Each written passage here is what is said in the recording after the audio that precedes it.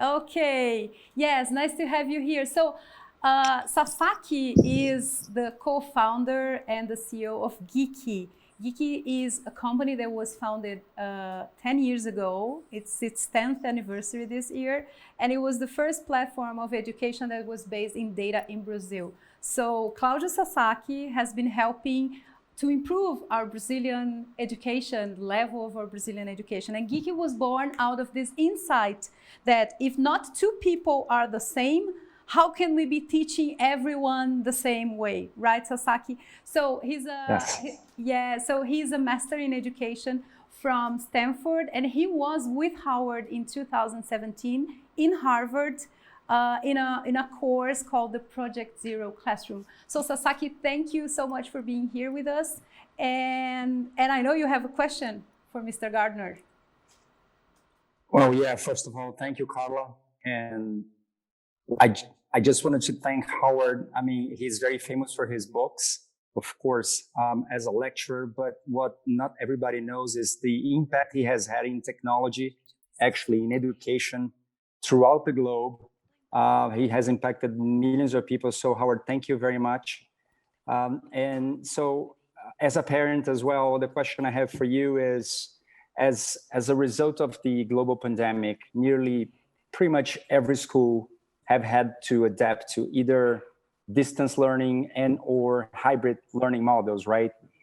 And so in this context, how can technology, either through platforms or content, but how can technology enhance the development of the, 5 minds for the future?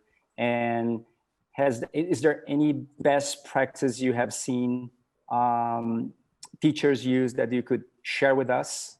And I guess, and finally, any advice for us parents, who have our kids now at home? What could we do? Any advice for us? Okay, well, thank you for that question. If you have a few hours, I'll try to answer it. Let me say I have 4 children and 5 grandchildren, and my wife and I have been teaching our grandchildren via Zoom and Facebook. And we've been teaching, my wife teaches reading, I teach writing. And we play music with our grandchildren, and my wife teaches art. So we've had to face these things firsthand. And of course, if you're fortunate, as most of us on this broadcast have access to technology, it's much, much easier than if you don't have technology. And it's even better when the technology works well, as it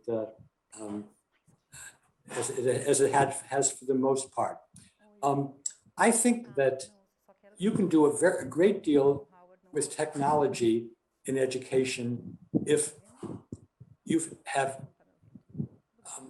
students or learners who already have some idea of the educational process and have some idea of how to relate to other people, which means it's most difficult for young children because so much of the human being is designed for face-to-face, hands-on, hugging, contact, putting your hand on the shoulder, separating kids or fighting if necessary.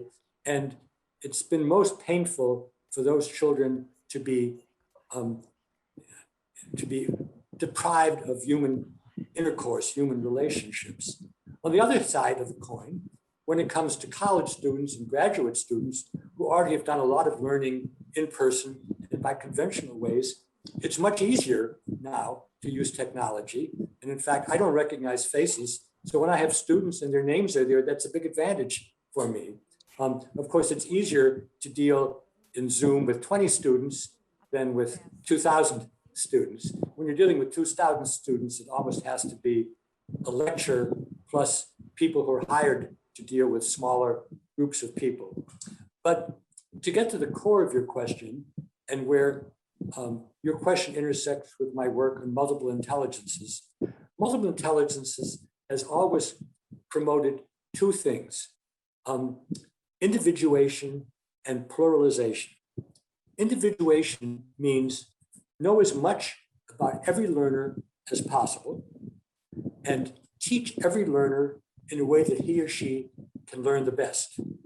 Now, if you're wealthy enough to hire a tutor, individuation takes care of itself. But of course, most people cannot hire a tutor for every subject.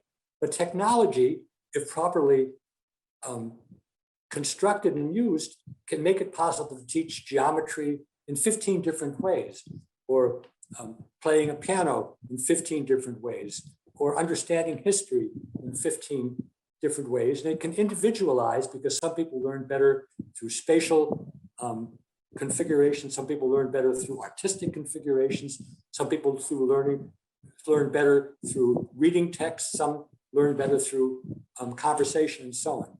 So that's individuation. What was once possible only for people with tutors is now possible for anybody who has access to technology. Pluralization could always have been done, all the way back to ancient times. Pluralization means when you want to teach something important, teach it in more than one way. If you want to teach people what democracy is, don't just give them a definition. Expose them via their different intelligences: interpersonal intelligence, personal intelligence, linguistic intelligence, logical intelligence. If you want to teach them Darwin's theory. In fact, I wrote a book where I talked about 6 different ways you could teach the theory of evolution, developing each of the different intelligences. And that has to do not with the program for analyzing the learner, but rather with the mental program of the educational curriculum maker, who says, I want to teach this. What are the many ways I can teach this? And then 2 wonderful things happen.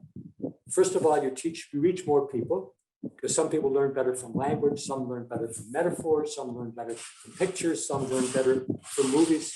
Second, and this has not been widely understood, when you can think about something in more than one way, you can understand it much better.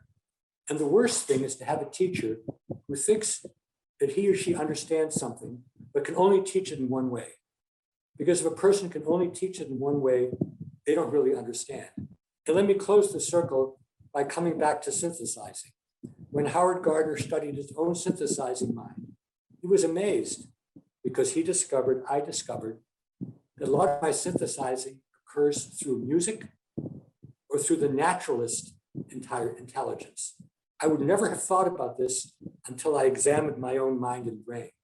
So that's a long answer, but as I said, if you had a few hours, I could go into more detail.